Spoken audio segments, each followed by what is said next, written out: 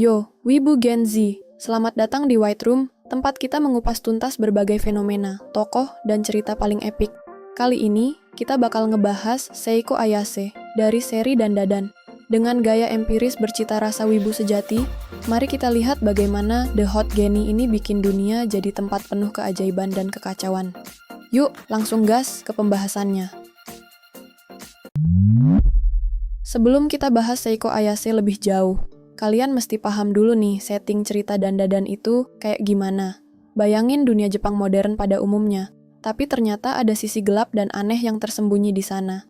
Dunia ini dipenuhi fenomena supranatural seperti roh jahat, yokai, hingga invasi alien yang absurd.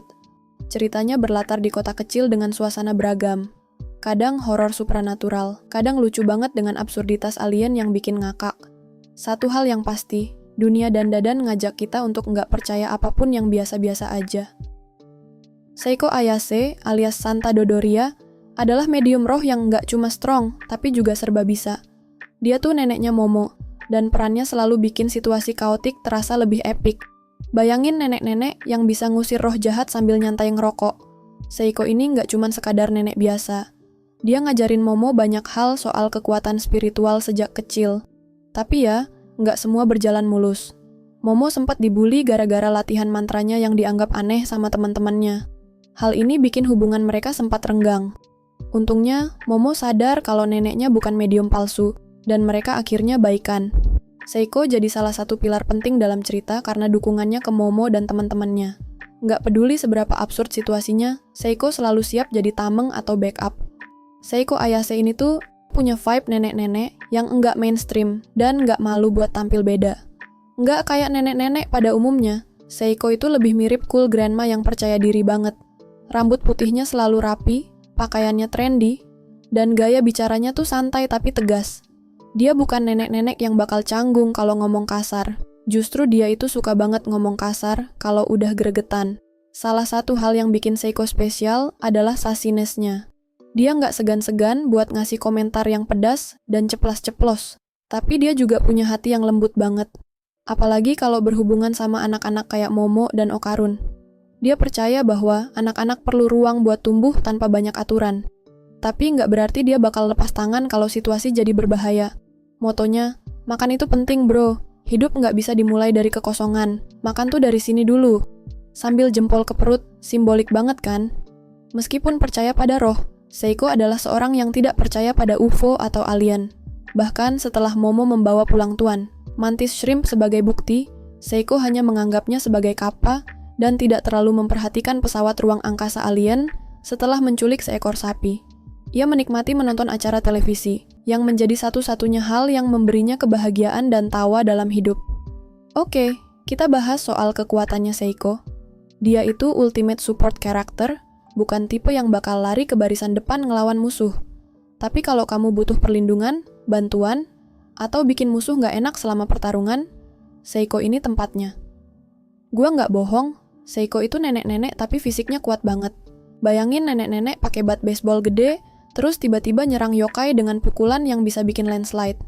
Dia tuh kuat banget loh, sampai bisa ngancurin tanah dan bikin musuh ketar-ketir. Bukan nenek-nenek biasa, ini neneknya super granny. Seiko juga punya kekuatan spiritual yang lit. Dia bisa bikin penghalang mistik buat nahan serangan musuh, nge-exorcise roh jahat, atau bikin ritual ngelawan yokai paling seram sekalipun. Tapi dia pinter banget ngontrol kemampuan ini, jadi dia nggak asal overkill kalau situasinya nggak perlu. Seiko tuh bukan cuma karakter pendukung, dia adalah kunci penting dalam cerita Dandadan. Dia jadi mentor yang solid buat Momo dan Okarun, terutama dalam hal spiritualitas dan pertahanan dari kekuatan gaib. Namun, dia juga punya interaksi kocak dan tegang dengan mereka. Meskipun di luar itu, dia nggak pernah ragu buat turun tangan kalau keadaan udah gawat. Hubungan dengan Momo. Momo dan Seiko punya perjalanan emosional yang unik. Momo sempat ragu dengan kekuatannya, dan Seiko jadi salah satu alasan kenapa Momo akhirnya menemukan kekuatannya. Tapi, Seiko juga nggak selalu lembut dalam ngajarin Momo. Dia bisa galak banget, tapi ujung-ujungnya, semua itu demi kebaikan Momo. Dia ngejagain Momo bukan cuma secara fisik, tapi juga mental. Interaksi dengan Okarun. Nah, kalau sama Okarun, ceritanya beda lagi. Seiko sering ngelawak-ngelawak kocak, terutama pas mereka ngobrolin tentang bolanya Okarun. Obrolan mereka tuh campur-campur antara serius dan ngakak.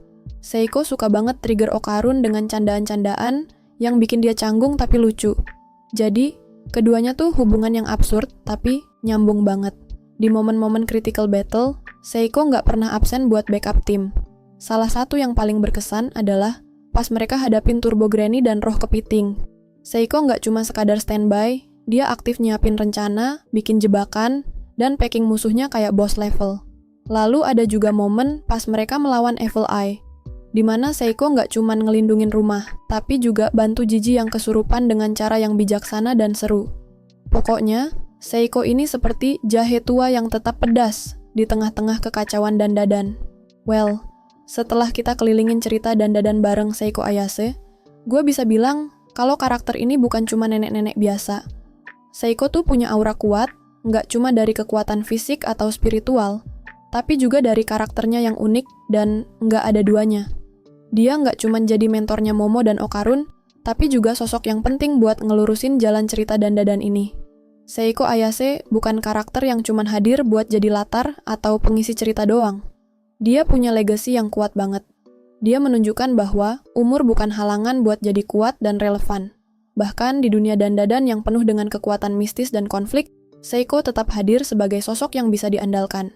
Dia tuh nggak hanya bawain kekuatan fisik dan spiritual yang luar biasa, tapi juga jadi pengingat bahwa dalam situasi apapun, kita semua butuh sosok yang bisa diandalkan, meski itu nenek-nenek.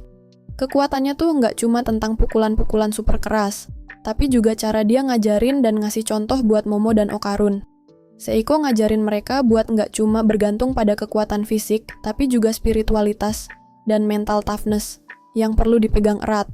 Kalau Seiko nggak ada di cerita Dandadan, mungkin udah hancur berantakan kali ya.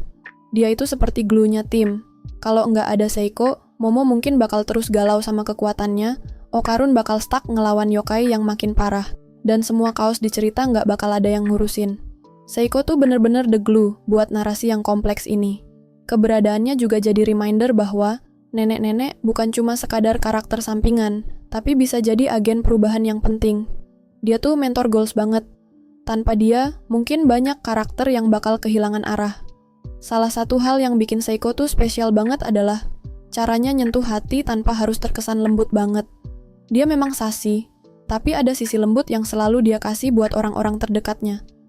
Dia mungkin sering ngeluarin kalimat pedas, tapi semua itu selalu ada maksud baik di baliknya. Momo dan Okarun misalnya, mereka jadi tahu bahwa ada sosok yang selalu siap berjuang bersama mereka. Bukan cuma buat ngelindungin, tapi juga buat jadi safe space buat mereka yang butuh nasihat, dukungan, dan keyakinan untuk terus melawan. Seiko bukan hanya nenek legendaris dengan kemampuan mumpuni, tapi juga sosok yang mengajarkan arti dari ketangguhan dan kepedulian. Terakhir, Seiko Ayase tuh bukan cuma nenek yang serius melulu. Dia punya sisi humor yang kocak dan sering ngerelasin ke situasi absurd. Gaya berbicaranya yang santai dan ceplas-ceplos selalu bikin suasana cerita lebih cair. Bahkan saat situasi tegang sekalipun, dia bisa bikin karakter lain, dan kita sebagai pembaca tersenyum dengan candaan-candaan pedas, tapi lucu. Gaya humor Seiko ini jadi highlight sendiri dalam cerita Dandadan. Dia bukan cuma nenek yang serius, tapi punya sisi fun dan relatable yang bikin dia jadi karakter ikonik. Dalam sebuah cerita yang penuh dengan kekacauan dan pertarungan, kehadiran Seiko sebagai sosok yang nyeleneh tapi tegas selalu jadi penyemangat.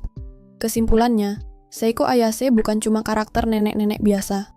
Dia adalah simbol dari kekuatan, kebijaksanaan, dan legasi yang nggak akan mudah dilupakan. Dalam Dandadan, dia nggak cuma jadi penggerak cerita, tapi juga menjadi bagian penting dari tim yang nggak tergantikan. Tanpa Seiko, dunia Dandadan pasti bakal terasa kurang lengkap dan kurang seru. Itulah tadi pembahasan tentang Seiko Ayase dari serial Dandadan.